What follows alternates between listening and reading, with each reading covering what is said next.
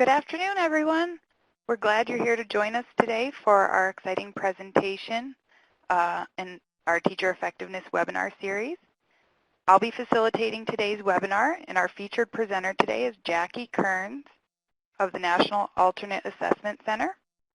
In a few minutes, I'll give you a more formal introduction to her, but before I do, we'd like to find out a little bit about who's joining us today.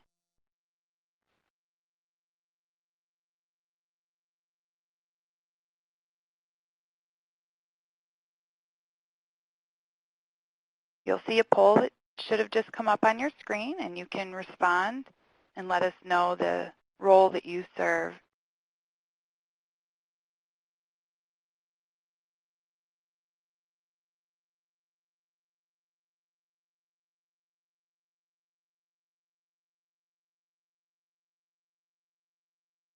This is wonderful. It looks like we have a wide range of folks with us today. Glad to see a good number of teachers out there and several researchers and policy folks.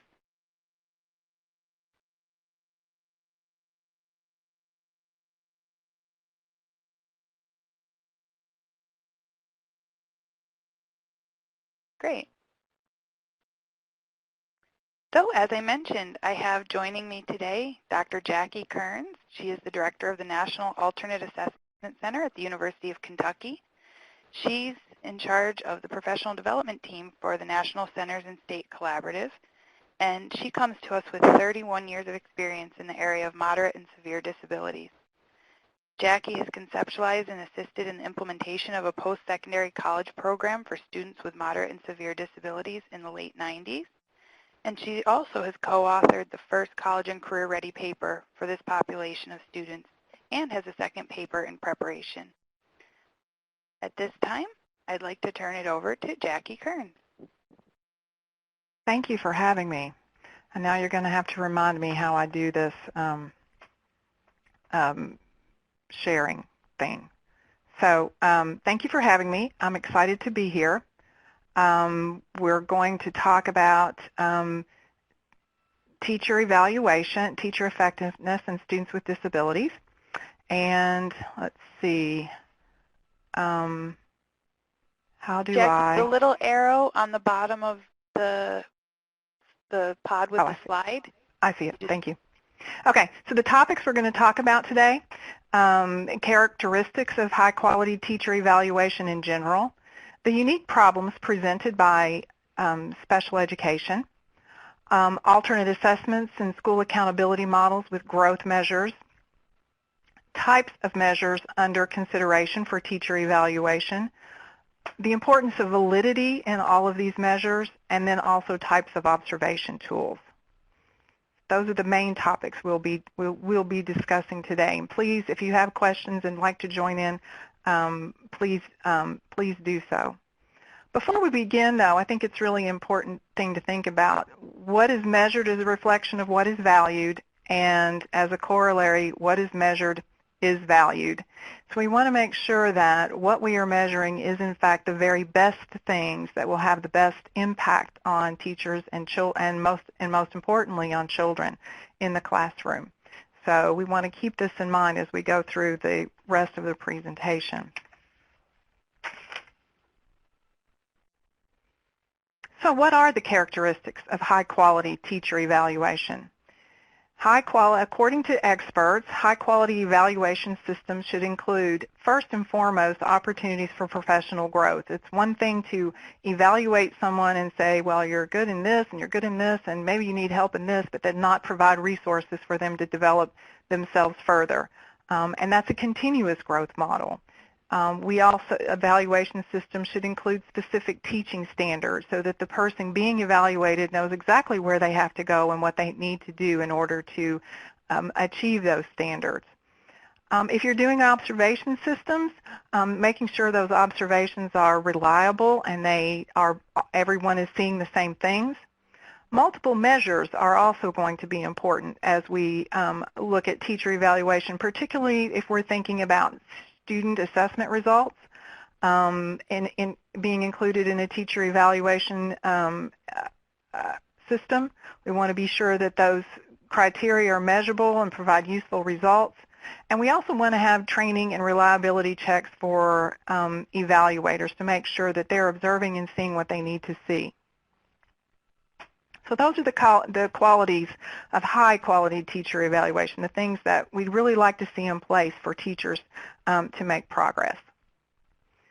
Some additional considerations in evaluating teacher effectiveness. Opportunities for content-specific pedagogy. This is important, particularly for teachers who are serving children with disabilities. Most teacher education programs in special education focus on the student and the specific needs of the student, and so they may need additional supports in content, reading, math, science, social studies, in content areas. So opportunities for content-specific pedagogy is going to be important. Additional forms of evidence, not just of observation, but student artifacts, unit plans, lesson plans, portfolios, student papers, and I like to add progress monitoring, particularly for students with disabilities and children with more significant disabilities. That ongoing systematic instruction that results in database decision making. Those are the things that are evidence-based and will lead to better outcomes for students. So additional forms of evidence. And progress monitoring is something in particular that general education teachers might or might not do. That's a unique thing to special education. Another thing is degrees for new experience and specialized expertise. So this relates to how the standards for teacher evaluation work, but obviously if you have a new teacher, the standards may be slightly different than if you have an experienced teacher, or you have an individual with highly specialized expertise, as in special education, English, teachers who are serving English language learners, OTs, PTs, and speech language pathologists also may need have highly specialized expertise. So understanding what their expertise is and the right things to observe or ask questions about or see are really important. Another consideration that we want to think about are timelines, requirements, and forms, and these are all the how-to kinds of things. Under what time frame is a teacher evaluated? What are the requirements of both the teachers and the evaluators? What forms do we have to fill out? The reliability issue comes back into the forms. What about coaching, feedback, and professional development components? I'm involved right now in a project where we coach teams around communication for students with severe and multiple disabilities who have communication challenges. And coaching is a really interesting and challenging endeavor, and it takes practice to do it well. So, and how do you give supportive feedback? And how do you get teachers connected to just-in-time, right-now professional development in areas that they're interested in that would help move them ahead, but also for those areas where they need some additional assistance? And how can we provide that right now or just in time so that they don't have to wait till the next summer before or the next course that comes up at the local university? How can we provide those and also target that information as closely as possible to their needs? And finally, we want to think a little bit in evaluating teacher effectiveness and in the administrative support and alignment with human capital management systems. So some cooperation and collaboration, obviously, with the important parts in school districts that hire teachers, that maintain teachers, that all of those administrative support kinds of things that we want to make sure that we take care of. But mostly for this presentation, I'm going to be talking mostly about the teacher in the classroom and the things that we'd like to see. So, teaching in classroom factors that are specific to special education that are really, really important for us to take into consideration,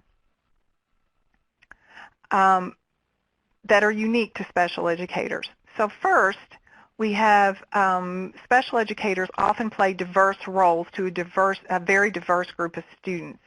So for example, some special education teachers have classrooms Often those classrooms have a small number of children, 1 to 10 or 1 to 12, an hour, depending on the types of children they serve.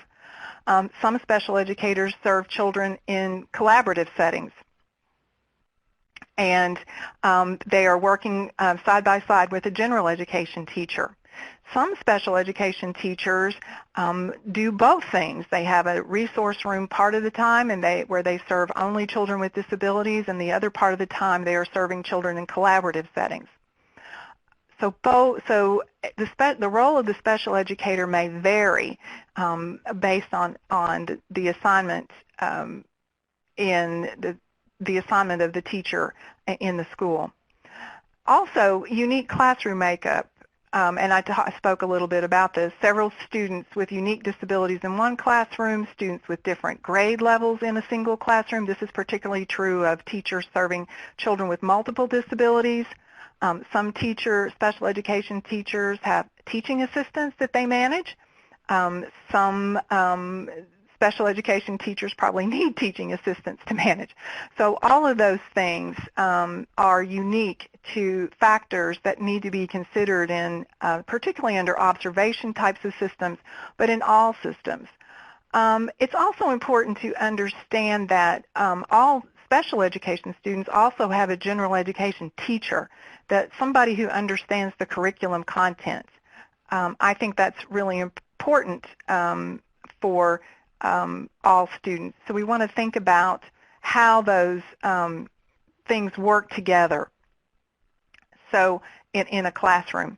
And then the other thing is various contributions to student growth. Student growth in the measurement world means students participate in assessments that are norm referenced. Most children with disabilities are not included in norm referencing systems, so they're not included in these growth models.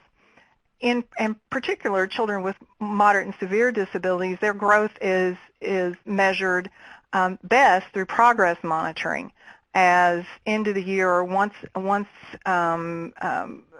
a year assessment systems may or may not be the best indicator of their growth over time. So it's really important to think about, for those people using growth as an indicator, what's the best way to capture student growth that the teacher has the most control over. So that's really, really important. And then finally, how should goals and objectives be considered on the IEP? Be considered in terms of evaluation. The IEP, it's important to remember that the IEP team goals and objectives are determined by a team that includes the parent. So those are unique, and goals and objectives are then embedded within school curriculum. So we want to think carefully about how we provide, how the IEP is used in contributing to teacher evaluation.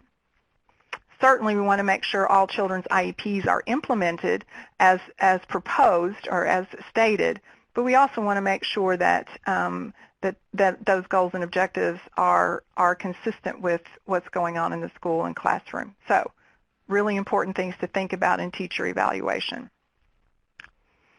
Issues unique to special education. Lack of evidence is really important.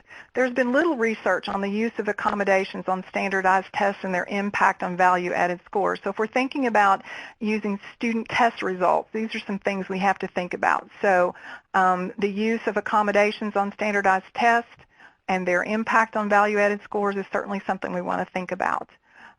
Further, there's been little research on alternate assessment scores and adding these scores to value-added models. Alternate assessments are a very small group of children, and in most states, in some schools, we're talking 1 or 2 students per grade, per year, so that's very, very small. So when we think about what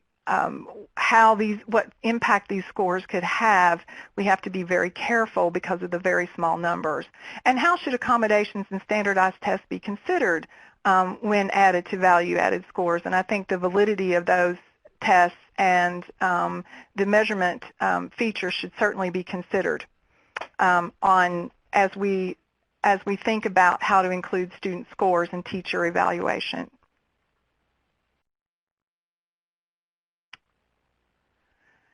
Some other important things that are unique to special education, placement neutral, and I noticed somebody commented in the box, numbers are not small if you're in an urban environment. Absolutely true. Absolutely true. However, most individual classrooms have a very small number of students at any one given point in time. So compared to general education, where teachers may have 40 students, most special educators have 10 to 12 if they're serving children with moderate and severe disabilities. They may have caseloads of 20 or 30 if they're serving children with high incidence disabilities or fewer. So they do vary, and in urban areas there will be a lot more. So we want to, but that's relatively small by comparison when we think about general ed teachers and the number of students they have and the number of scores that get attributed to them. So it's something we have to think about. The smaller the number of students, the more impact the score is going to have. The larger the number of students, the less impact the individual scores will have. So that's what we have to think about.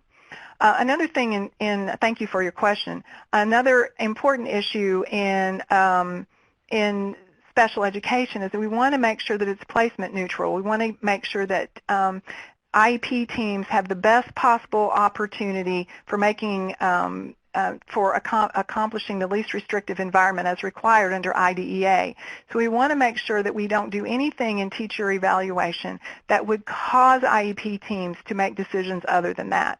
So teachers' role, teachers' roles may be defined by consultation, collaboration, and may vary by classroom, and may vary by year depending on the types of disabilities that come through a school in any particular year. So we want to be mindful of those things because those assignments are made by the IEP, what services a child needs to receive. And how can we consolidate the many roles of special education teachers in one observational report? Obviously, the many roles is going to definitely be a challenge. Not saying we can't do it, but I think definitely going to be a challenge. And I also notice in the chat box, the numbers are approximately 1%. Absolutely. Most states are assessing about approximately 1% of the student population, and then an additional, I think 14% is what special education makes up of most schools. So we want to think about those kinds of things. It is true, Linda, that more students are receiving special education services inclusive settings.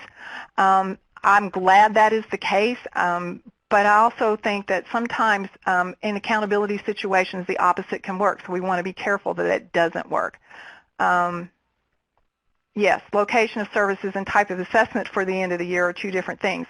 Exactly. So where is the child receiving services and what impact does the type of test have? We've seen changes in those kinds of things. Excellent questions and excellent comments. Thank you.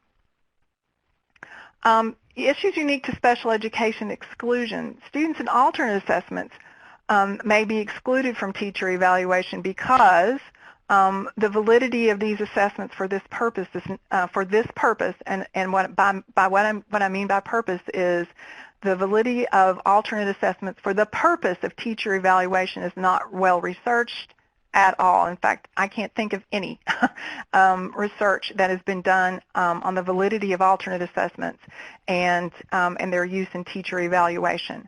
Extremely small sample of students. Sometimes less than 2 per grade in an elementary school if students are attending their neighborhood school. Now, in segregated schools where students with disabilities attend the same school, of course you'll have more per grade, but you're still talking about a very small group of children and a highly diverse group of children in those situations. As I mentioned before, teachers can serve students from multiple grades, and students receive services from multiple teachers. As I pointed out, speech-language pathologist, content specialist, general ed teacher, all of those things are important. For children with multiple disabilities, the services are very important to their growth. and we want to make sure. And so if one service, if they miss out on one thing, the teacher has to do some additional kinds of things to make up that difference. So we want to make sure that we recognize that students receive services from multiple teachers and related service personnel. Teacher contribution to social and behavioral growth is not measured by standardized tests, and this is really important because a lot of teachers spend special education teachers serving children with moderate and severe disabilities spend quite a lot of time on social and behavior growth, and that's not measured by standardized tests. So how do we account for teacher and evaluate them in making what can be really huge gains? So for example, I was on a coaching call today and about a young man who had some challenging behaviors, and we helped the team implement a communication system, and the communication has gone up and the behaviors have gone down. But that's taken quite some time to do over the course of a year, and that's not necessarily growth. It will help on the test at the end of the year, but the dramatic change in his social and behavior growth is not going to be picked up by standardized tests alone. And particularly for students with more severe disabilities, assessment that measure academic growth, as I mentioned before, not available. Okay, so those are some important things to be thinking about. So I think we have an open-ended question. Yes, that was great, Jacqui. I see you're getting a lot of questions in the parking lot, and I do want to mention at this point that we will have ample time for a Q&A at the end, but as you find the opportunity to comment on people's questions, that's great. And I just want the participants to know that we're seeing your questions, we're jotting them down, and we'll be sure to respond to as many as we can throughout the session today. But at this time, we actually have a question for all of you. After you've heard a little bit about the special considerations of evaluating teacher effectiveness for special educators, can you think for us about how your school or district is currently assessing teacher effectiveness? While you're thinking about this, we want you to consider how your school might evaluate teacher effectiveness for general education teachers and special education teachers. Are these methods the same or different? And if you don't know, or you're not affiliated with a school or district, what factors do you think should be considered for teachers of students with disabilities?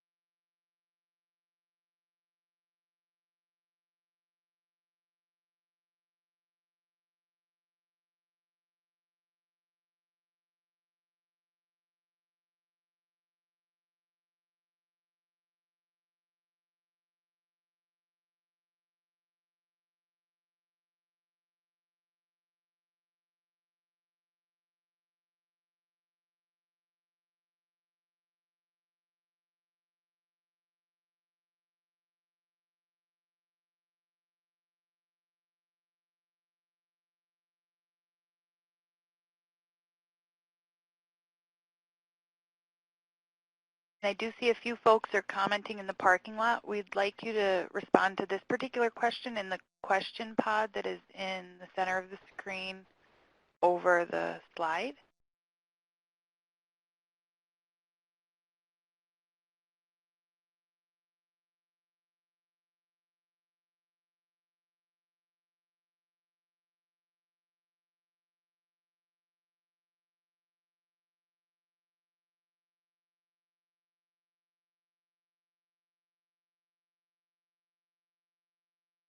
So it looks like quite a few folks are using Danielson's model. Jacqui, what experience do you have with using the Danielson model for special educators?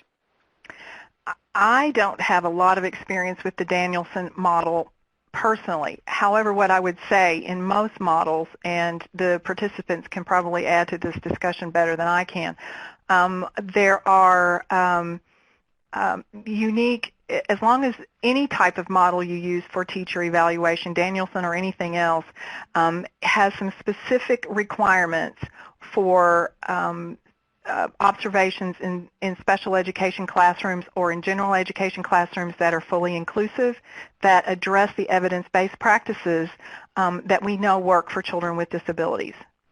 So whichever model schools choose, the important thing is that they check to make sure that in both collaborative situations and in self-contained situations, in resource models, that they make sure that teachers are using evidence-based practices that are documented to work with children with disabilities. So that would be my only, whatever model that gets used. I know in Ann Kelly in Kentucky, they're starting to use PGES. That's, and have surveys and peer observations and all kinds of really cool things. But, whatever system you have, there has to be people who understand that particular discipline, whether it's reading or math or other things, so that it has some really important observations for evidence-based practice. I think that's really important. I did a teacher walkthrough, developed a teacher walkthrough here in Kentucky for kids with moderate and severe disabilities that we're still working on through our SPDIG grant. There are some really important things that if a principal is walking through a classroom, a self-contained classroom, that they really look for. Communication, do all the students have a way to communicate? And things that they might not, that they need to understand when they walk through. Is systematic instruction going on? Does the teacher monitor ongoing progress? How are they handling discipline? Is it a safe environment? And all the things that we would hope for general education, but for special education students, we need to really watch and make sure that they're taking care of it. So that's what I would say about any particular model that that districts or schools choose to adopt. It's to have their special educators make sure that it includes those evidence-based practices. That's very helpful, Jacqui, and thank you to the participants for sharing so many responses here. But we see a prevalent response in the use of the Danielson framework, so that was great that you could comment on that, Jacqui. We're going to move this question along, and I'm going to turn it back over to Jacqui so she can jump into the next section, where she'll talk a little bit more about what matters the most in measuring teacher effectiveness. So what matters the most in measuring teacher effectiveness for special educators? Evaluating new and richer patterns of academic skills and knowledge for students in alternate assessments based on alternate achievement standards. You may want to think about a profile, student profile approach, depending on where they start.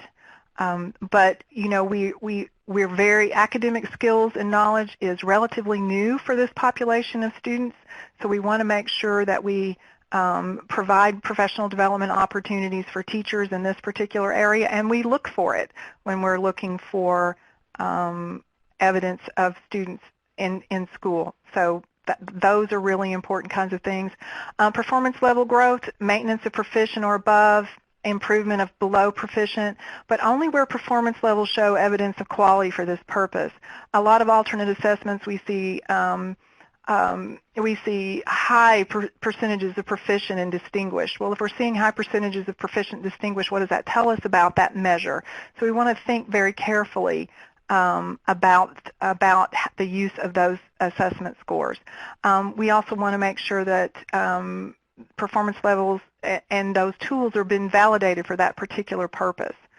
Even when data is more stable at school level than classroom level, and that's what alternate assessments were made for. They were made for school level interpretation. Classroom makeups, individual children, small numbers, all of those things have an impact.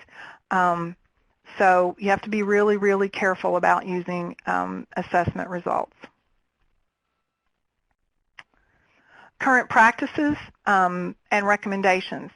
Statistical models make assumptions about underlying alternate assessment content progression that have limited evidence. While we want to make sure that kids have the opportunity to learn academic content, we have a very thin research base about what that progress looks like and what that progress looks like from grade to grade. For example, we asked a question about, we know from learner characteristics data that we've collected in states that some students tend to stay the same from year to year to year. In communication, if they started reading sight words in elementary school, they're still reading sight words in high school. And I think the reason for that is not because they can't learn it, it's because there's not a progression. Teachers aren't sure where to go next. So we have to think about that. Measurement experts aren't in agreement about what the content progression should look like for children with disabilities. So in the absence of that agreement,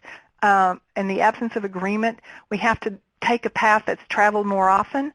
So we want to think about those things.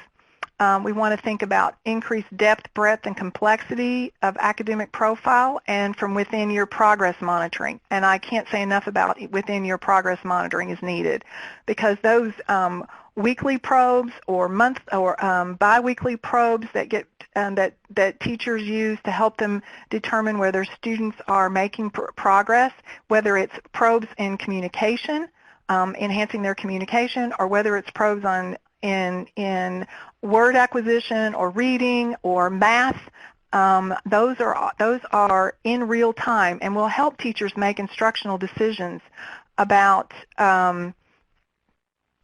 where the student needs to go next. And those are the things that are really, really important for children with disabilities, particularly children with moderate and severe disabilities. I'm also a parent of a child with a learning disability, and I would also say that those are also important for them. What he knows, what spelling words he got right this week aren't going to really help me too much. But if we have a progress monitoring tool on his reading or his spelling or whatever it happens to be, then we can make changes in his instructional program that will help him learn better, and that's what we really want to do. Current performance level models are only as good as the content progression, and so we want to be really careful about that. Standards-based classroom progress monitoring tools and communicative competence. We want to make sure that, particularly for children with moderate and severe disabilities, they come to school. We know who they are from the time they are babies, but yet they leave school without communication systems. So we have to put an emphasis on making sure that students come to kindergarten with a way to communicate what they know. Because if they can't communicate what they know, then really the rest of it is not helpful. So, and those are the children with the most significant disabilities, but we certainly want to, but we certainly can do something about that. We have 25 years of literature that says we can intervene and make a difference there. So that's a really important area. Low incidence group of kids, but really, really important for their lifetime outcomes. Opportunities for future in learning progression maps and work. Thinking about focusing on student profiles and the patterns that they follow in learning progression frameworks. We kind of think of the learning progression as a map, and there may be alternate routes that get you there. So we really want to make sure that there is a continuous progression from grade to grade so that teachers know where to go next in setting assessment targets, in setting learning targets in the IEP for all of those things. And we also want to make sure, as I mentioned before, that that the accountability doesn't top them out. Well, everybody's scoring everybody is scoring proficient. We don't have to worry about it, and the problem essentially goes away. But yet, we still have kids leaving school without communication systems and the most basic things they need to leave school with, not to mention reading and those things that are going to be important life skills. Really important. We also know that there are some things that aren't measured by the test. Integrated supports for self-determination, independence, and real-world application of skills. Without those things, children with disabilities, in particular children with moderate and severe disabilities, are not going to do well. Yet these are things that are not necessarily measured on a test. So we want to, on the summative test, so we want to think about what are all the ways in a multiple measure situation that we can embed these really important features both for teacher evaluation, but to make sure students have good, solid programs as well. And then evidence-based classroom practices, universal design for learning, grade-level instructional opportunities, and encourage full participation, social and academic in a community of learners with typical peers. All of those are important things. Progress monitoring as evidence-based practices, systematic instruction as evidence-based practices. All of those have 20 years of research or so behind them. So we want to think about how can we embed those important features in teacher and make sure that teachers understand and know how to do them. So, yes. Yes, and Christine is noting in the comment box the home community aspect of supporting all students, especially those with special needs, is so huge and often lacking. So yes, program evaluation, that's what I call program evaluation, is really, really important. When I started doing alternate assessments years ago, 20 years ago, we did a portfolio because we could embed some of these really important things. And rightly so, the measurement community says, well, maybe not, because that's construct irrelevance. But the things that make the most difference for kids are very often these program features. So we have to think about that when we're evaluating teachers and programs where multiple people are involved in making a child successful. Okay, so we have another open-ended question? Yes. At this point, we'd like to take a few minutes to think about some of the experiences you all have had as participants evaluating or understanding teacher effectiveness. So we'd like you to think about the goals you've had in the field of education, and then go even further to think about specific goals that might be unique to special education. So you'll see another pop-up box, and we'll have you respond in there with any examples you have of teacher effectiveness special education goals.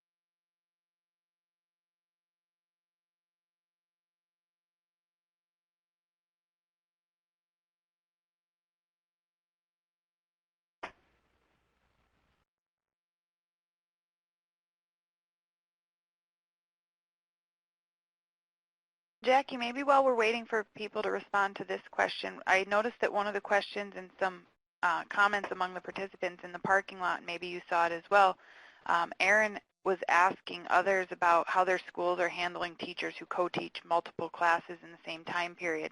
I think some dialogue went on around that, but do you have any insight into that question from your experience? Thank you for asking me, because I meant to make a note, and then when you're doing a presentation, you're like, okay, what's next?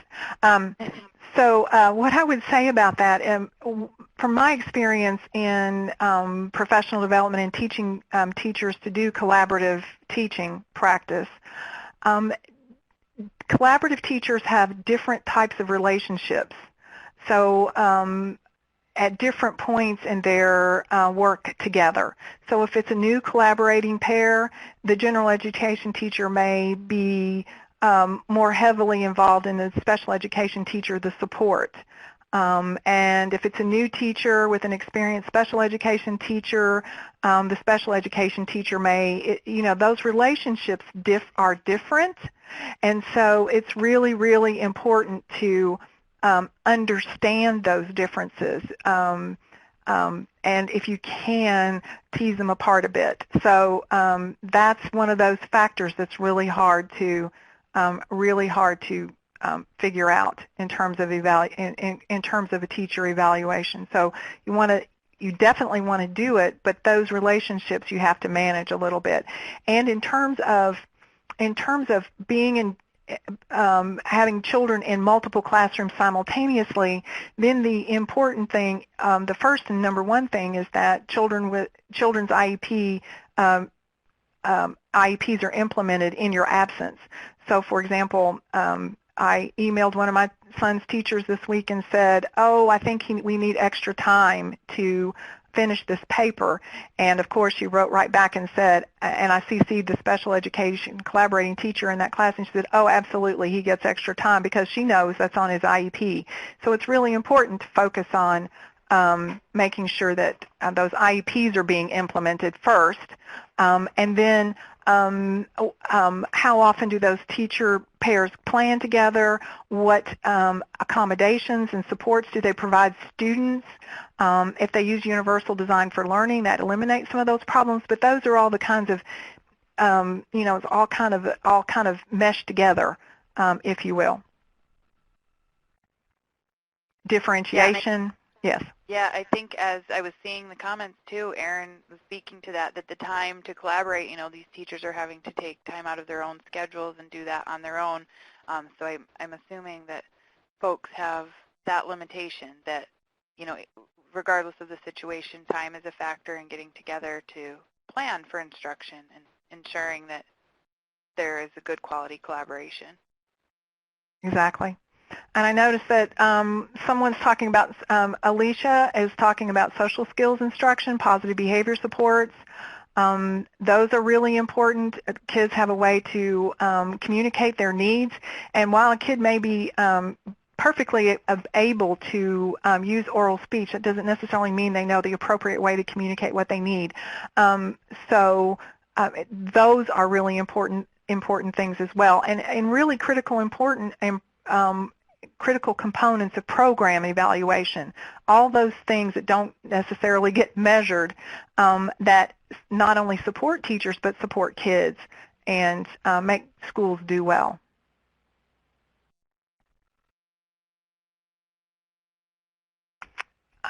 Yes, and Erin, I noticed on your comment, behavior goals are also important. But that also is a school-wide, using school-wide positive behavior support mechanisms so that everybody understands what school-wide positive behavior supports are, and one teacher isn't responsible for those.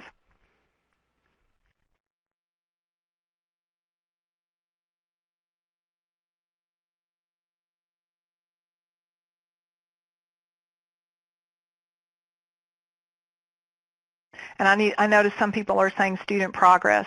So progress monitoring, when you have children that are highly varied in their performance and their starting places, progress monitoring is a really excellent tool for doing that. Really excellent tool. In fact, later on in the presentation, we'll see. I'm going to show you one of my progress monitoring data chart from my own son.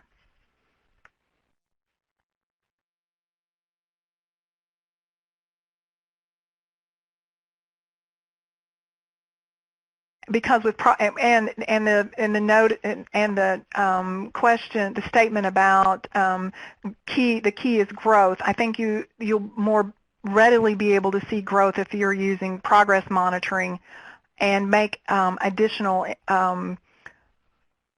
adjustments to the student's program that improve the results for him or her. So I think those kinds of things will be helpful. And Jacqui, Christine has a question. I think it's a really great one about, having a caseload with students with many different disabilities, and how can she possibly be held to one goal for all? Exactly. So that's progress. So the whole notion of multiple measures and setting appropriate targets in progress monitoring for each one of those students, I think would probably be the best strategy. But I'm sure other people here may have better ideas. Progress monitoring is a type of formative assessment, yes. and doing, and as Ann Kelly says, intervening when and where appropriate is very important. But if you don't measure, you don't know, right? If you don't measure regularly and often, you won't know. Well, we'll wrap up this question. Again, a lot of great ideas being shared here, and we'll be able to continue the dialogue through some other questions as we move along. Okay. All right. Thanks, everybody. Okay, so I will click my, okay. Types of measures under consideration for teacher evaluation. Many of you have typed these in the parking lot and some other places, value-added modeling, and that's where you know, a variety of measures are added and percentages are assigned, and a test result is one of those. So those are, that's one type of evaluation measure under consideration. Student learning objectives is another, often commonly called SLOs. Student progress monitoring might fall under student learning objectives, but certainly under certainly can be used with students with disabilities. School-wide value-added monitoring, modeling, so the whole school's assessment results, a portion of those, because that takes into consideration all the participants that contribute to a student's outcomes. And then similar to SLOs, but IEP goals and objectives. The concern there is making sure that IEP's goals and objectives are as close to what children of a similar age are doing as possible, and while setting appropriate targets along that curriculum path is going to be really important. Okay. For example, a value-added model, and you know, we just made this up, but you know, some schools might say, well, 50% of the standardized test scores. Well, wow, if you've only got 10 kids, that's going to be a lot. And if you've got 10 kids whose performance is highly variable, that might be a challenge. 10% non-value added achievement, DRA, DIBELS, those kinds of things.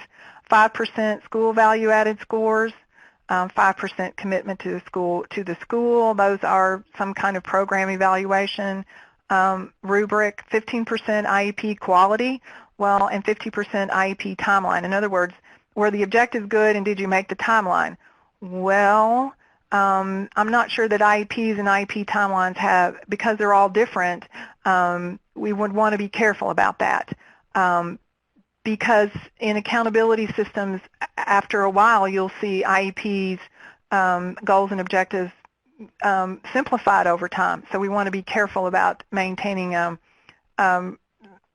reasonable learning objectives that continue to move the students along the curriculum path, and then those core professionalism types of models. So this is just an example, probably not one that anybody uses, but because of the high percentage of standardized test scores, but that's just an example of what a value-added model might look like. And so we have to think about, when we see all these different types of things, the different is good, but I think we have to really be careful about the percentages that get assigned to each one of those instruments, because they are instruments or procedures, and we have to make sure that those are valid for that purpose. So now there's a poll, and yeah, I so think in that vein, we'd like to hear about how teacher evaluation for special educators is being used in the districts and schools where you all are. So this one will be multiple choice, and you'll see the options listed there: value-added, SLOs, student progress monitoring, IEP goals and objectives, or maybe other.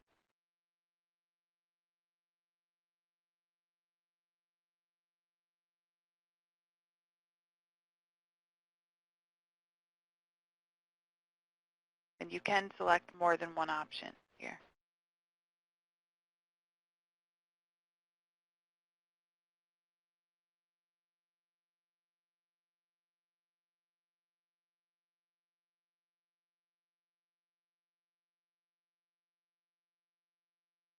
So Jacqui, in your experience, the results you're seeing here rather typical, or? Yes, based on what I've been hearing, yes, the value-added modeling and SLOs are used most often. I'm actually surprised to see progress monitoring in there. That's amazing. And then, of course, less is IEP goals and objectives and other. So that's what I expected. Very good. So we'll move that one along and get into a little bit about the validity discussion. Okay, thank you. So regardless of what tools get used, I think we have to be very careful of making sure that in any evaluation of effectiveness, whether it's a test that a student takes or an instrument, an observation instrument, or the establishment of learning objectives or any of those things, we have to make sure that it's a valid tool to use. And so assignment of accountability assessment results to teacher evaluation is inextricably linked to the quality of the standardized tests upon which they are based. And for most kids and most schools, they're well documented for standardized, the validity of those instruments are well documented. I would say, though, that perhaps a question for the measurement folks would be, but for the purpose of teacher evaluation, have we really considered what the implications are for that? And have we thought about that in our standard setting process and our, all of those kinds of things? Is it really valid for this purpose? And that's really important because measurement area is a particular problem with students at both the high and low ends of the achievement spectrum. So we want to be careful, really careful about accountability results. Now, I'm not saying don't ever do it. I'm just saying let's be thoughtful about the instruments we use, whether they're test results, observation tools, teacher portfolios, or any of those things as they're related to that they are valid tools that can be used to support teacher evaluation because, like it or not, teacher evaluation is a part of a whole system of performance evaluation, and people's jobs are on the line. So we want to make sure that we're careful about those things. So the application, data must be appropriate for each purpose. So is the data that we're using from assessments system accountability? Can it be used for system accountability or school accountability? Teacher evaluation, is it useful for setting professional development targets? And is it useful for student instructional planning? So would you use your alternate assessment to help you do instructional planning? Could you use it to develop professional development targets? What about at the school level? How would it help a school implement innovative program accountability measures to make sure students are receiving the services that they need at a building level? And then how appropriate are they for teacher evaluation? So the data we use have to be all of those things. So and pieces of, so that multiple measures type of approach really is a thoughtful process that considers all of these things: system accountability, teacher evaluation, professional development targets, and student instructional planning. And any accountability system is going to cause some things to happen that you probably didn't ever think about. So thinking carefully about unintended consequences are really, really important in any of these things. So application of validity and examples. So the National Center and State Collaborative has a consortium of 5 centers and 25 more or less states who've come together to create an alternate assessment. We're using NCSIC is using a research to practice approach to create a system by which students with disabilities can achieve higher outcomes. And built into that model was professional development for teachers, curriculum instructional materials, because of that curriculum framework pathway that for children with moderate and severe disabilities that is so often missing Also, professional development materials for teachers in reading and math, because very often they don't have those experiences, and then creating tools for LEA and SEA stakeholders. So those are things that, as you build assessment tools, that you want to think about the implications of. So what does our assessment have in it for helping teachers, professional development for teachers? What about curriculum and instructional materials in the Common Core state standards or common standards that are, if your state is implementing a different set of standards? What are those things that can help build teacher capacity and competence continually, so that teachers are learning and implementing new things as they go along, and it's not just an accountability process. Another open-ended question. Okay, I hope I didn't lose you, Jackie. It sounded like you got cut off. Are you still there? I'm still here. Do you hear me? Okay, now I can hear you. Maybe it was just me. Okay. So here we are with another question, and this one's related to accountability. So we'd like participants to take a few minutes to just think about the way your schools or districts are using data to evaluate teachers in special ed, thinking about the student level considerations, student characteristics, IEPs, student performance, the purposes they serve, as well as the teacher and school level considerations. And so we'll see another question pop up there. What data are used and for what purposes?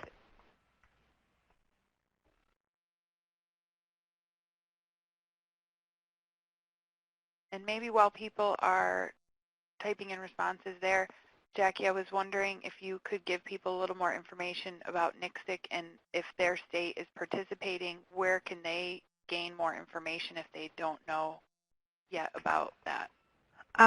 If you're, you can go to ncsicpartners.org, and that is the NCSIC website. And the states that are participating in NCSIC are highlighted. Of course, some change from time to time. So ncsicpartners.org, and associated with ncsicpartners.org is a wiki, NCSIC Wiki. And the NCSIC Wiki is the learning targets, learning progression frameworks, and instructional materials, and those are free to anybody who'd like to use them. And soon there will be, there are curriculum materials, there are professional development materials, but the time the project is finished in the fall, we will have a learning management system available as well, so that teachers can get on just-in-time professional development about topics related to reading and math particularly, but also about communication and accommodating children with hearing, vision, and motor disabilities. Great. I'm sure that will be a really valuable resource for many folks.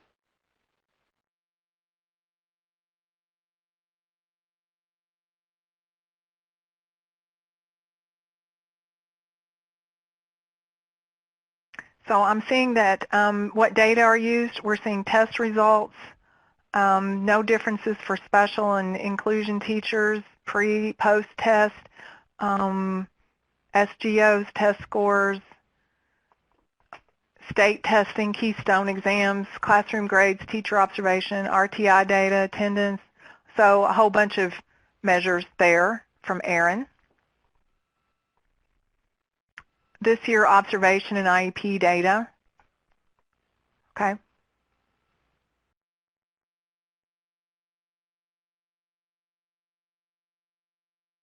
Any others? Thanks for sharing. This is really interesting.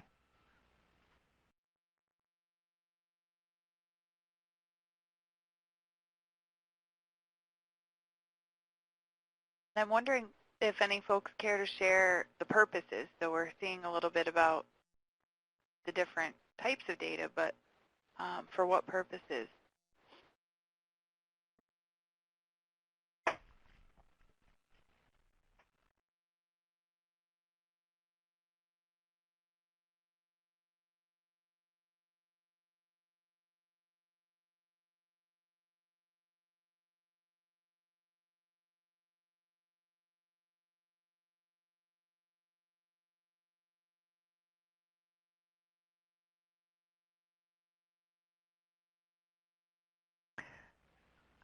Armando's asking, I don't quite understand what you mean by purpose. I think we mean by purpose is all of these are included in teacher evaluation measures.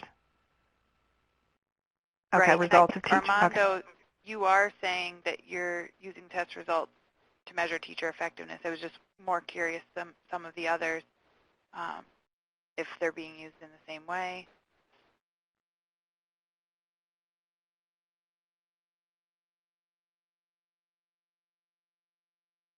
Are there percentages for some of these things in terms of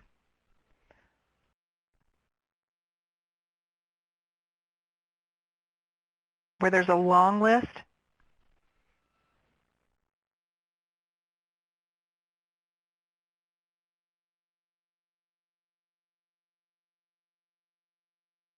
Okay.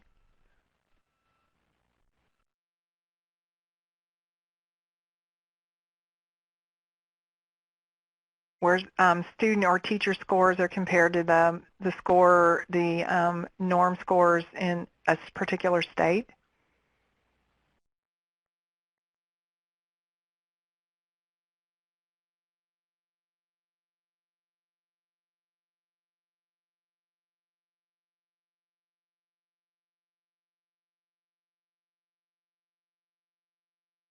Okay, and some people are using Ames Web Mapping, KPrep. Yes, I think my son's school uses those.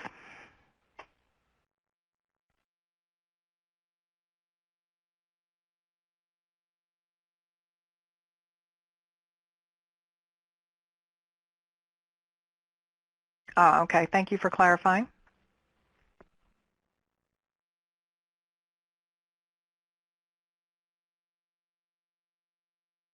That's great to see some of the examples from around the different states. There's also a conversation happening in the parking lot, Jackie. I don't know if you want to take a moment to join in that dialogue regarding the positive behavior system that people are discussing. Right. I was noticing the model for positive behavior supports. So the positive schools that are implementing positive behavior supports, seeing that's a program, a programming tool and implementation. So if you're thinking about program evaluation at the building level, one question that might be asked in program evaluation is, are you implementing a positive behavior supports model? And there's lots of data behind positive behavior supports models implemented well. So those are program evaluation, definitely program evaluation kinds of things, but play a really important role in supporting teachers as well, and are evidence-based and all of those things. So excellent.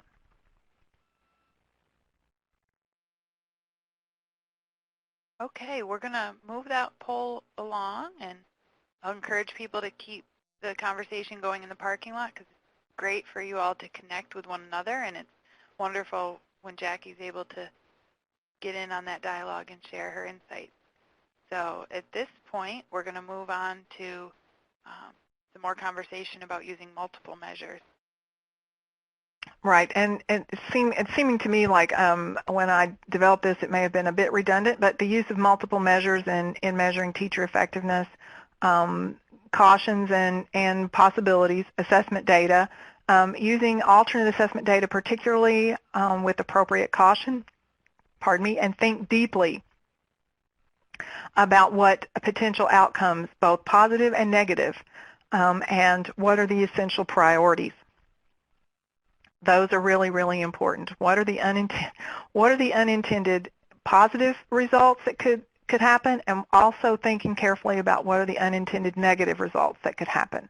Both of those things are in terms of assessment data, as well as asking the measurement folks, what kind of validity does this have for teacher evaluation?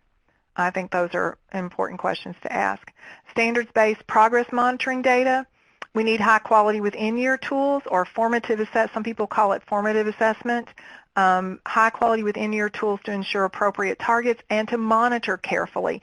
Some students do really well throughout the year, but they bomb the test. They bomb the summative test because they're not familiar with the format, they're not used to that kind of a scenario, all kinds of things. So students' progress monitoring data, formative assessment throughout the year are probably well done. Now, not well done doesn't tell you much, just as any tool doesn't tell you much if it's not well implemented. But well implemented, those kinds of things can really help.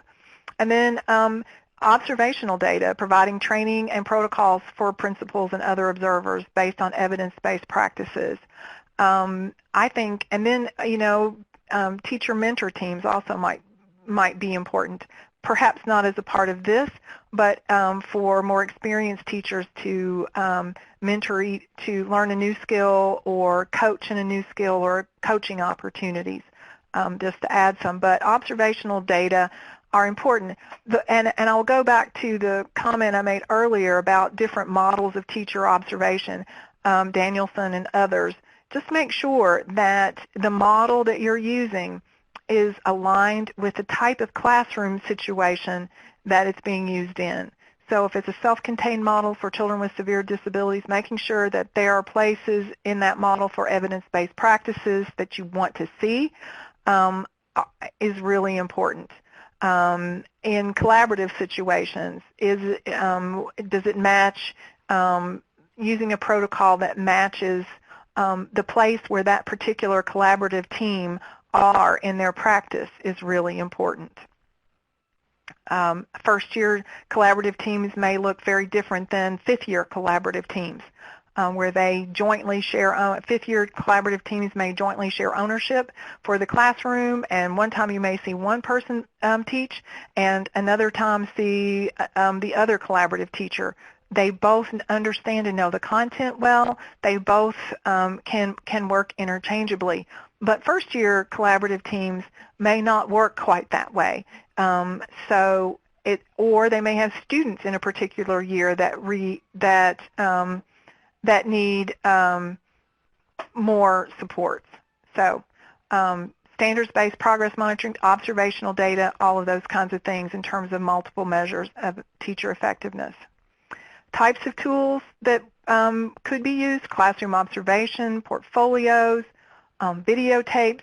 My mom does intern teachers in Kentucky, and they all send her videotapes, and she has a specific protocol she follows. She also does classroom observation, so that third person in the classroom for interns is a nice little touch to think about. Somebody who's not there every day and has more of an external relationship with the person.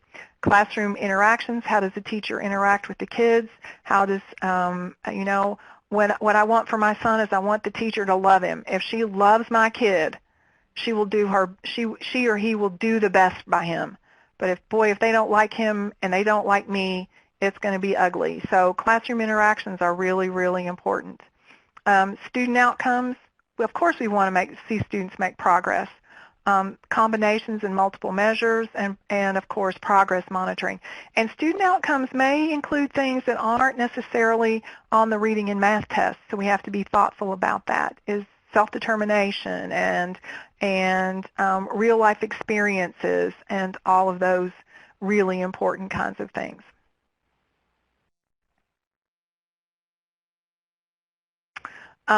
If you're doing principal evaluation, the form should specify which indicators are being used so that teachers know what they're being measured, what the standard is, if you will. Academic content instruction, and this is for special education teachers, what content: science, math, or English, and you can add others. Are content accommodations age appropriate? And are students using AAC devices? So do students have a way to communicate in the content in the classroom? If they don't, that is a huge flag in a special education classroom or in an inclusive classroom where students with special needs are included. And it may not be an AAC device, but the student must have a way to indicate a response. Absolutely necessary for that to happen. And is instruction systematic with high levels of engagement? Lots of opportunities to respond. Those are the things that we know work for children with disabilities, and actually work for all children, but in particular they work for children with disabilities. High levels of success, lots of opportunities to respond, high levels of engagement, clear feedback, all of those kinds of things. And are all students, including those who use supports, provided with multiple opportunities to respond? So those are things to think about in a principal observation. Are people respectful to students in their interactions? Are teacher assistants used effectively in the cases where that is a concern? And that's an issue in special education classrooms that also has to be considered. Are the resources in the classroom used effectively for the best outcome for the students?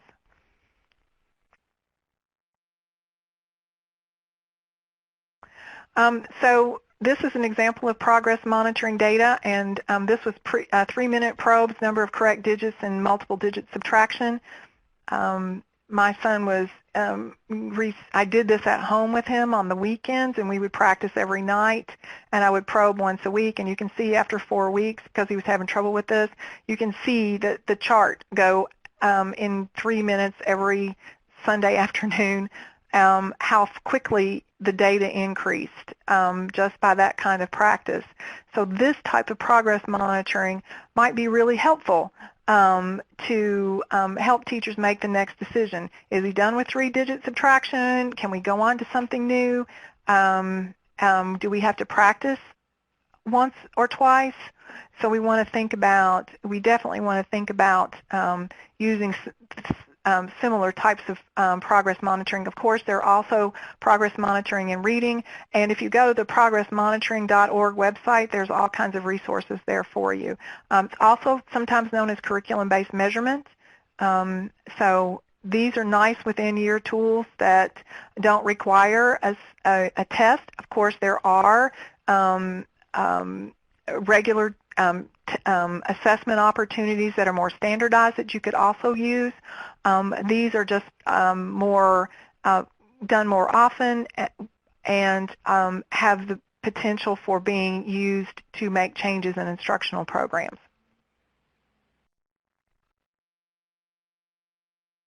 More refined data. So wrapping up, what effective teachers ensure for their students? For children with moderate and severe disabilities, they maximize that communicative competence, making sure they have a way to show what they know, full access to the academic content for lifelong learning, and being mindful that appropriate accommodations and supports are really important. Finding out what the path is really important, along with it's not just the test result, it's not just reading and math, it's that social skills, that's being able to interact with peers who don't have disabilities, independent work behaviors, and development of support access skills. So being able to ask for things that you need, advocating for yourself, all of those kinds of things are the things that we know in students who are exiting school need in post-school environments. So we want to be very thoughtful about developing, in addition to academic skills, these kinds of things. And these are, again, program-type components. Does the school program provide opportunities for social skills, support access, all of those kinds of things? And just one more NICSIC diagram. We look at instruction, curriculum, and assessment as the core triangle. We want access to grade-appropriate lessons, accommodations, and systematic instruction, common standards, an appropriate learning progression with connectors if they aren't readily available, and then the use of formative and assessment tools. Undergirded by communicative competence, making sure students have a way to show what they know and can communicate, because academic content is by its nature symbolic, and so students have to get at a communicative level to engage it and benefit from it. And those things will lead to college, career, and community ready, which is what we'd like to see. for students with disabilities. We know that in the absence of communication, the post-school outcomes are bad. We know in the absence of uh, functional skills, and by functional I do mean reading and math, functional reading and math skills, the outcomes are not going to be good in terms of college, career, and community. So we want to prepare students so that those opportunities are available to are available when they leave school. Community participation, so that students are familiar with what goes on in different environments. And then there are also much more of a movement towards college programs that for children with particularly for children with intellectual disabilities, that allow them to participate in college communities. So we want to think about what are the things kids are going to need to be able to access those particular environments. And what are the tools that will help us do that? And teacher access to resources and materials and professional development are key to that, absolutely key, in the absence of, considering that we have some huge gaps in some of our data. So, action steps for educators.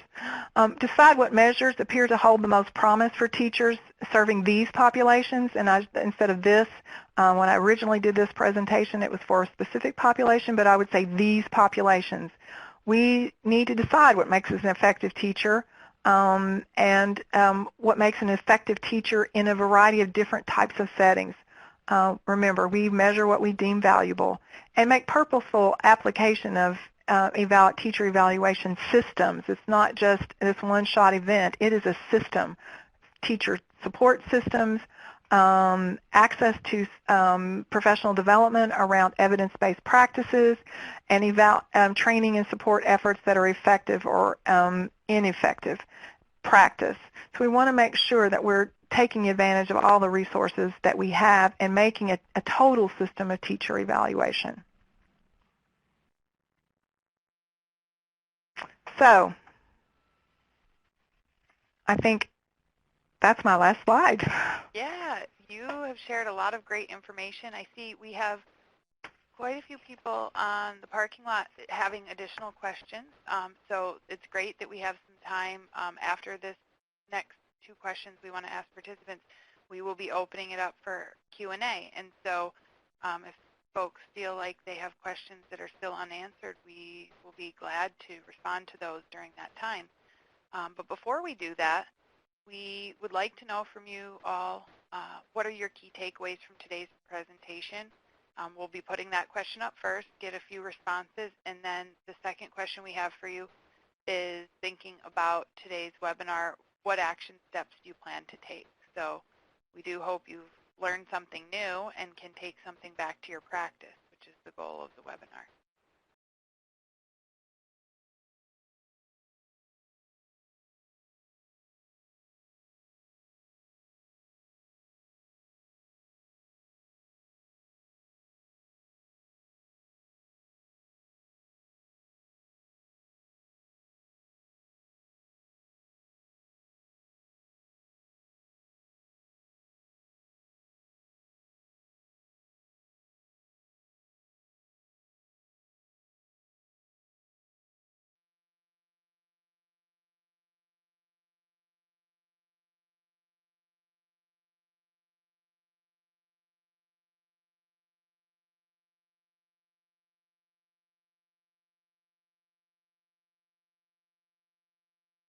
So it looks like some folks are interested in the progress monitoring piece, and Jackie, I'm glad you shared the website progressmonitoring.org, and I'll let participants know that we will be posting a Q&A document, so responding to a lot of the questions that have been asked throughout the webinar, as well as a list of resources, so we'll make sure to include that one there, and hope folks will reach out and take a look at that site.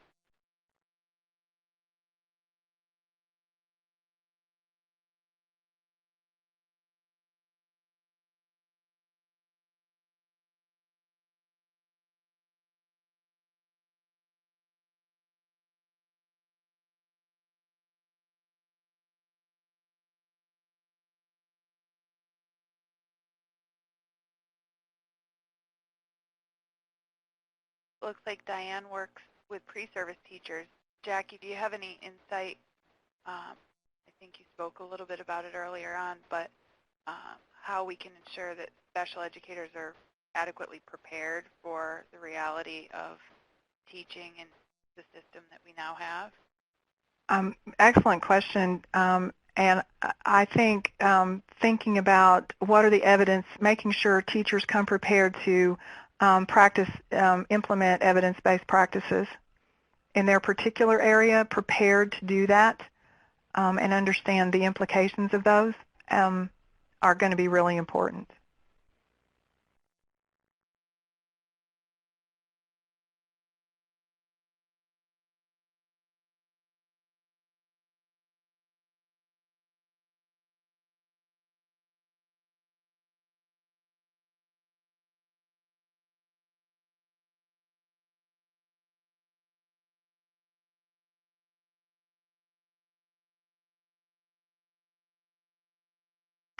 What I would say about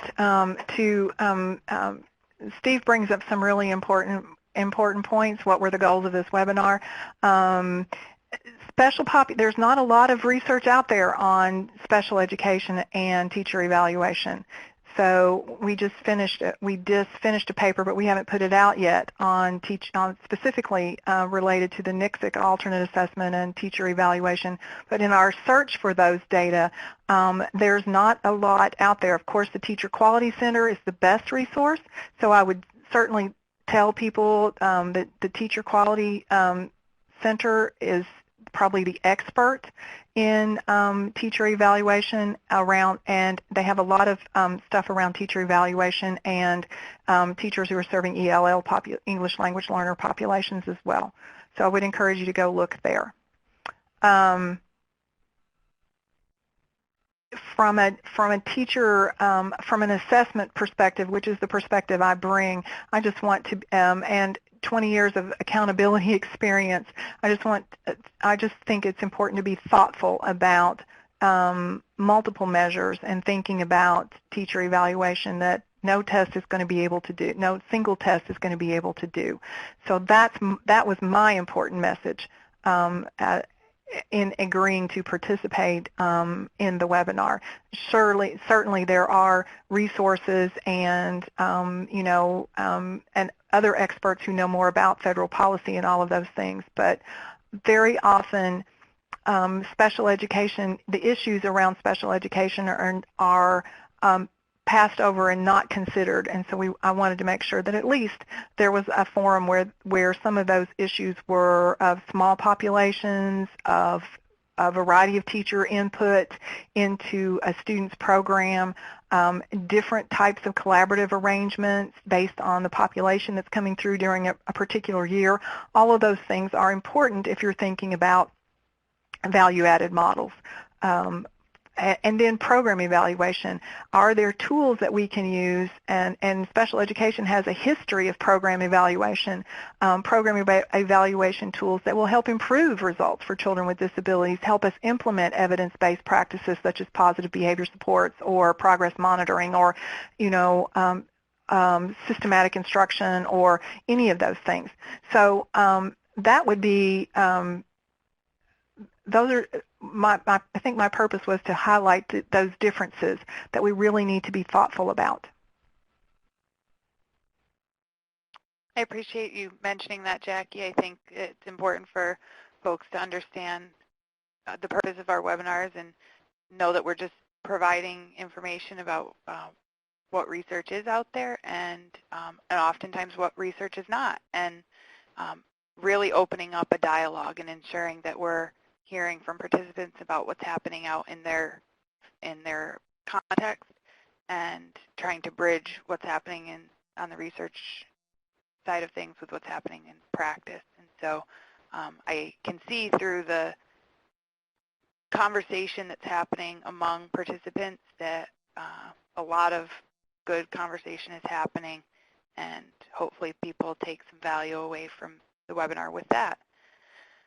At this point, we're going to move that response off the key takeaways, and we're going to pop up the last one. As a result of today's webinar, what action steps do folks plan to take?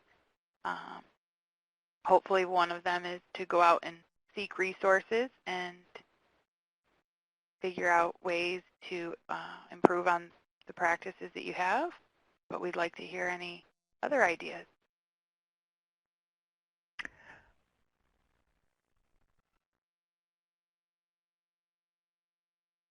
One other point while folks are doing that, I certainly didn't mean to imply that what currently is going on is wrong. My message is, let's be thoughtful and careful about the types of measures we use, and think about how special education fits into a school, how special education can support student results, and the best ways to do that. I certainly didn't mean to imply that any one strategy was wrong, just that we need to be careful and thoughtful about the strategies that we do choose to implement.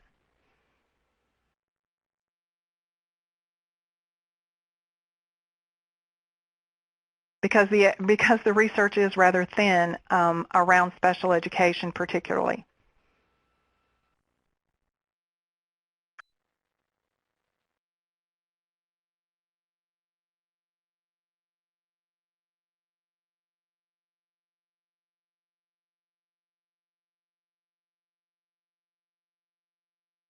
And absolutely, I want to see teachers come into the field. So making sure that the decisions we make about evaluating them are fair and appropriate and make sense was really what I'm hoping folks think about.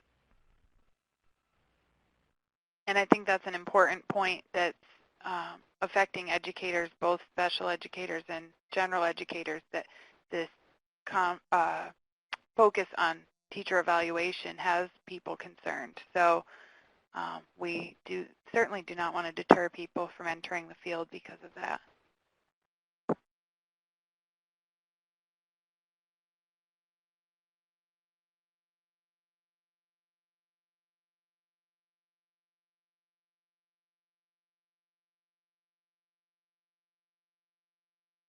So it looks like Alicia is going to take what she learned today and try to make a positive impact on the evaluations at her state level, and that's wonderful. Whether it's at the state, the district, or the school building, your input and your impact on others and sharing information that can help what's happening in the schools and with special education students should not go unnoticed.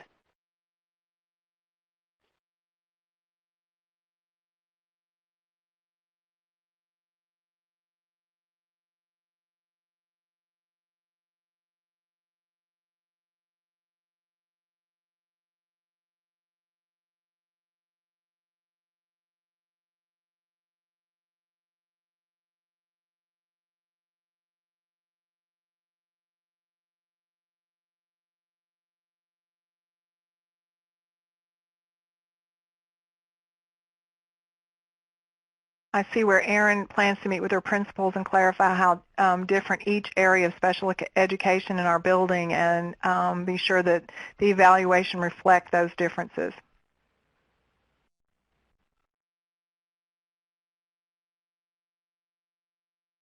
That's wonderful. A lot of sharing going on within the webinar and hopefully sharing beyond today's webinar. I will mention at this point, for those of you who didn't notice, the resources box down in the bottom does have today's PowerPoint, so you can download that and share it with others who may not have been able to attend today. You will also find, probably in about a week, you'll receive an email follow-up that indicates the audio portion of the webinar. The archive is available, so you can certainly share that with others who were not able to attend today.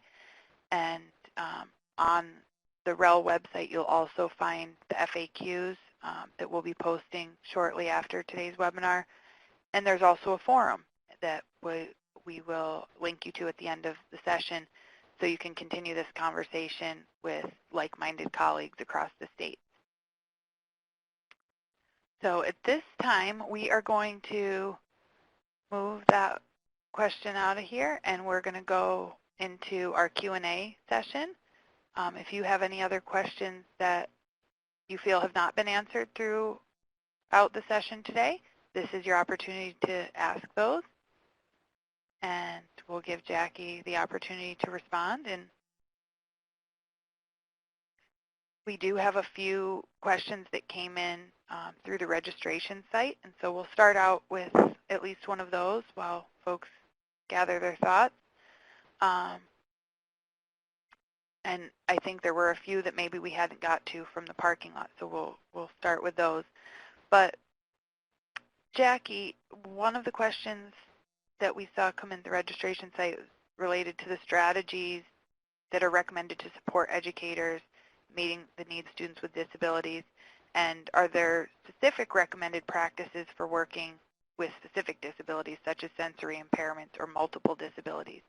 Do you want to touch on that question? Absolutely. Of course, there are a set of skills that all teachers should be judged against in terms of effectiveness.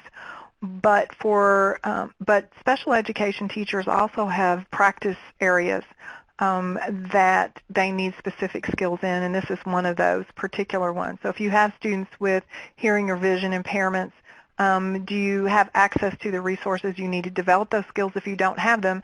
And if you do, what are the evidence-based practices that are shown to result in effectiveness for those particular students?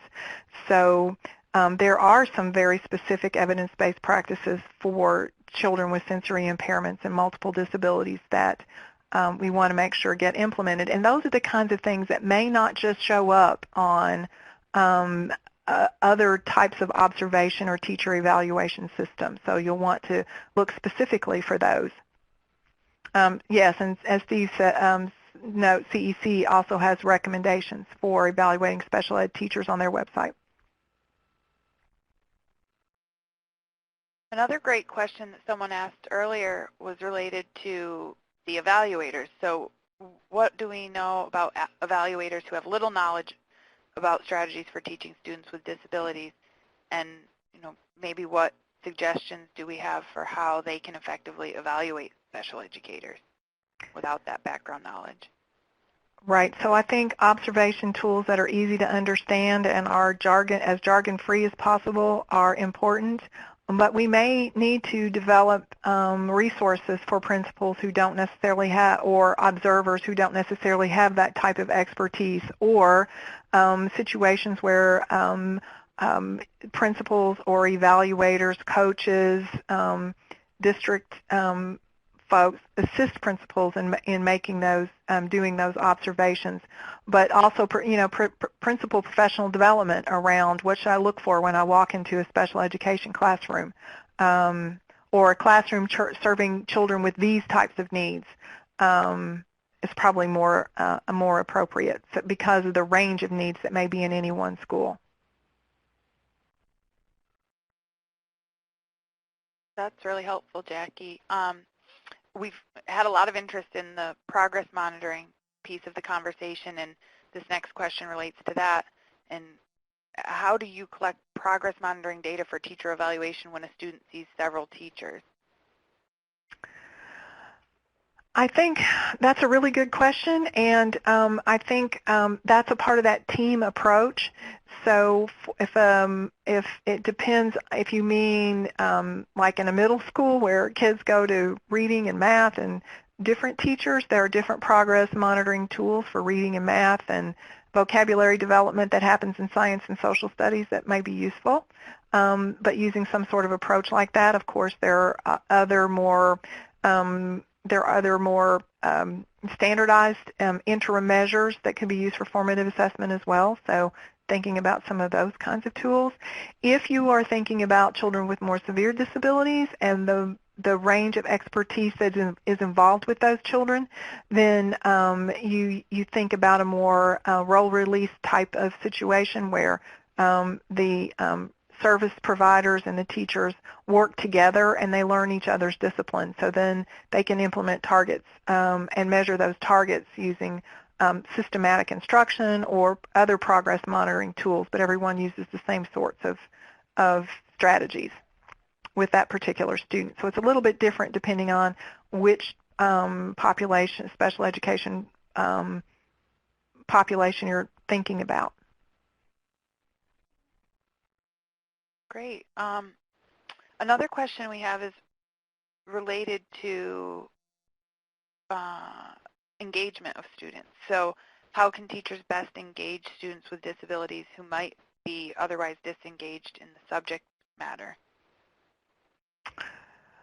That's a really good question. I think hands-on experiences are the best possible thing. So as an example, my son has been writing a paper about rocks, but I asked him, I said, so have you been looking at rocks, examining rocks? The rock cycle has been the thing that he's been working on. And while there's a lot of vocabulary around the rock cycle, and he's been reading a lot of resources and sources around the rock cycle in middle school, I said, well, have you looked at any rocks? Have you touched any rocks? Have you gone out to look at any? And the answer was no. So real life experiences connected to that, those are the things that make a difference for kids and will engage them when just the words and the pictures don't. So engaging kids in activities that really bring schoolwork or what you're trying to teach home to them is really, really important. And particularly for children who are very concrete stages of their learning, having instructional activities that build that competence and real-world application, I think are also important. And I think we'll wrap up with one last question. Someone asked, how can teachers effectively accommodate classrooms with both general education students and students with disabilities? Your experience, what's your best advice there? Using things like universal design for learning tools, building lessons around what's the outcome we want for all the kids, and then being very systematic in providing access to those big ideas that we want for kids, and thinking about strategies and thinking about how we embed those evidence-based practices within that evidence, within that universal design for learning that not only benefit children with disabilities, but also benefit typical children. So thinking about those universal design for learning strategies that will benefit the entire group of kids, not just one or the other. Jacqui, thank you again so much for being so open to the many questions that we received today and for sharing such a wealth of information with the folks on today's webinar. You'll see both of our contact information here if you have additional questions about the series, to be in touch with me. And if you have specific questions on today's topic, you can certainly be in touch with Jacqui. We do invite you to come to our upcoming webinars. The next event for the Teacher Effectiveness webinar series will be on instructional coaching in the effective teacher with Dr. Jim Knight. That will be in April. And then we have our next Ask an Expert online chat that is a follow-up to last year's Teacher Effectiveness on the topic of professional development and what works with Dr. Hilda Borko, and that is at the end of April. So we hope you'll make the time to attend one of those upcoming events. We do encourage you to complete our feedback survey, which you'll find down below in the web links box. And you may click on that and respond to the survey, and we do value your input and take that into consideration as we plan the remainder of our series. And we do appreciate you attending today, and I'd like to give a virtual round of applause to Dr. Kearns and show our appreciation for the information she's provided to us today and for being so open and honest with her answers and her sharing of the information. Thank you, Jacqui. Thanks for having me.